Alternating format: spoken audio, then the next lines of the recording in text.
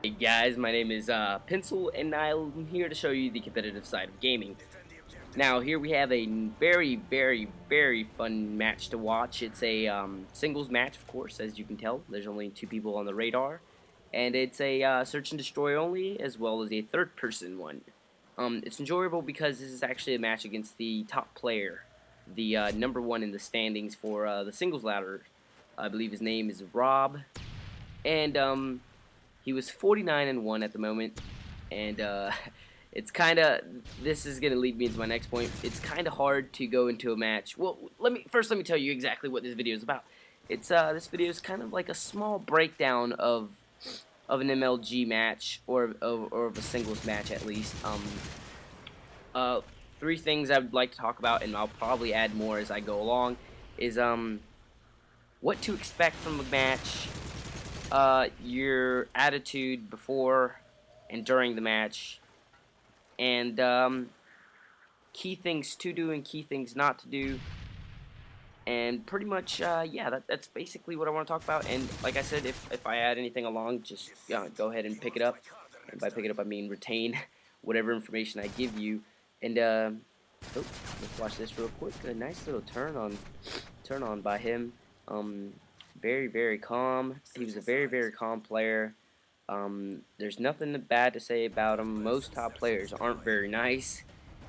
I'm sure you guys experience assholes who just like to be assholes for no reason when playing against them. But this guy was actually pretty cool, man. He was pretty chill, and we had a fun match. We had a really fun match playing each other. Now, the first thing I'm going to talk about when getting into GBs, or if you're a seasoned GB player, we all know that when we're going to play a match, well, yeah, I'm pretty sure this happens to everyone. When you're about to play a match, the first thing you do after accepting a match, or realizing that you have a match scheduled, is you check their score, and you check how many games they've won, how many games they lost. You check their rank. I'm pretty sure more than half, or a little bit more than half, of the players that play GBs do this. You go, you see their rank. If their rank is higher than yours, you automatically go back to your room, put on your pants, put on your headphones, your favorite shirt, whatever you need to do to ensure that you're gonna beat this guy, because you kind of set this mental thing in your head that he's already better than you. So for whatever reason that may be, you need to play your best. And everyone has this, and everyone does this. And the thing is, like, this is a good and bad thing to have, because of course you, oh, watch this. Ooh, and you know, he turned on me, but turned on him too. Things don't come in ones, they come in pairs, I guess. Anyways, it's a good thing to have, because you want to have a motivation. You want to have something that you're going for, and your motivation is to beat this guy who apparently, according or statistically, is better than you. And your drive is, I need to be better than him, because the stats shows that I'm not better than him. If that makes any sense to anyone. But that's my view on the mentality, and you need to have that mentality. You need to have the mentality that I'm gonna go in there, I'm gonna take care of business. You know, do whatever you need to do. Put on your pants, your favorite underwear, pet your dog, play your music. My thing is playing music while I'm playing GB singles. Radar. My big thing is I need to have some good music to listen to. The second thing is what to expect from a GB match. And you'll actually never know what to expect from a GB match unless it's someone you've already played, or I would say for new players, there's really not much to do on this. You know, there's not much I can help you with on this topic until you get some, you gain some experience on your own.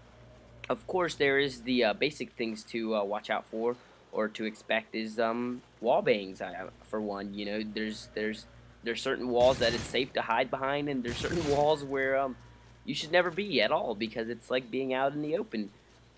The other thing is how to plant the bomb. You know, like certain places to plant the bomb, certain places not to plant the bomb. And timing, I would say, is another thing. You gotta know when. You gotta time your attacks right. And the other big thing is flash grenades, and grenades. The most effective players right now on the standings are players that are really good with their stuns and really good with their grenades, whether it be a Semtex grenade or a regular grenade, and whether it be concussion or flashes. Doesn't matter, as long as you utilize those two things to your advantage, then you're always going to have the upper hand. And also knowing that those things are coming is a big thing. It's a big thing for you, because if you know it's coming, then you can obviously move out of the way, or be where you were, be somewhere else instead of where you were heading to. For example, here, a good spot. It's an okay spot, but not a good spot, because you can get grenades thrown at you, as well as you can throw grenades. Then the other thing is beating the other person to the punch. If you're not very good at tossing nades and that, then maybe you shouldn't rush right in there. But if you see that the other guy, that's all he does, maybe try to beat him to the grenade throw. Do whatever you gotta do to ensure that he doesn't beat you to the punch, and that's one of the biggest things. What was the third thing I said? I don't quite remember, but we'll talk about weapons and perks. One of the biggest perks that helps me out a lot, I would say, is Scavenger.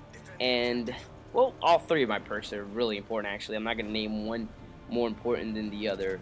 But I'll just go ahead through each one of my perks and just load out completely. As you can see, it's displayed on the screen here, and tell you why I choose each gun. Let's start off with the ACR. ACR in third person. Most people don't say that guns don't really matter in third person, but they do. It's just like first person. You have your weapon sway with certain guns, less recoils with others, and ACR has overall good stats for all of those things, and it's an easy gun to use. It's easy to stay on target with, and yeah, that's why I picked the ACR, whether it be first person or third person. FMG9's biggest thing for that is rate of fire. Close quarters combat, FMG9 is always going to be any gun in a gunfight from a really close range. Say you hop around a corner, he hops around the corner, he has an ACR, you have your FMG9 out. More than 90% of the time, you're gonna beat him. Unless you're aiming at the sky, or you wiggled your aim and you missed. But those are all ifs. But if you're a good player, you'll most of the time win your gunfights with the FMG9 if you're in a close quarters combat situation. Now we'll go into deep impact. One of the biggest things in 1v1s, and especially when you have your radar on, is shooting through walls, man. There's certain things that you would never expect you can shoot through. For example, that there. Even though it wasn't really penetrable as I thought, but you can shoot through it. Concussion grenades. Let's move on to that. I like to this is more of a personal thing, personal preference. Some people use flashes. There's many equipments that you can use, but my preference would be concussions, because concussions, especially with mixed in with the quick draw perk, I'll go from concussions to quick draw just to tie them in together. Concussions are fast to throw, and even faster to throw when you have your quick draw perk, because quick draw lets you release equipment faster. And having the ability to do that and stun your opponent for a considerable amount of time gives you enough. It gives you a upper hand when you're trying to move towards him, or move accordingly, so that you get in a better position to kill him. And that's why I use concussion grenades. Semtex. Most people use frags.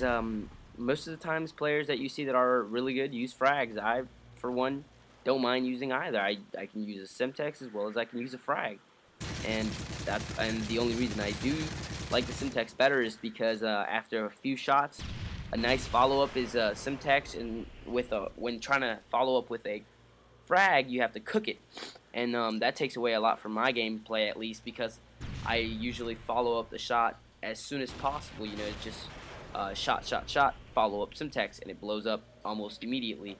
The other advantage to Semtex is if you're throwing like that, like holding down the R2 trigger, you can actually press triangle and not use it, so you can cancel the throw and you'll still have your Semtex. That's one of the main reasons I love to use the Simpex. Let's go into Scavenger. Scavenger, obviously, because I shoot a lot through things, or I use a lot of ammo, and Scavenger gives you a lot more ammo than using any other perk, even before you pick up a Scavenger package. Stalker. Stalker is, I think, one of the most important perks when playing singles because the amount of movement you get, the agility, going back and forth as I'm doing here, going back and forth while aiming down the sights. Nothing is really slow. Everything's fast. You got time to move around and so on and so forth. It's just an agile perk. You know, it's something that you need to keep your agility. Here's a great example of what I mean. I'm gonna move out to the left pretty soon here, or not. No, but here, see, check it out. I move just as fast and just as fast as him, and the shots are on target. It's a great perk to have.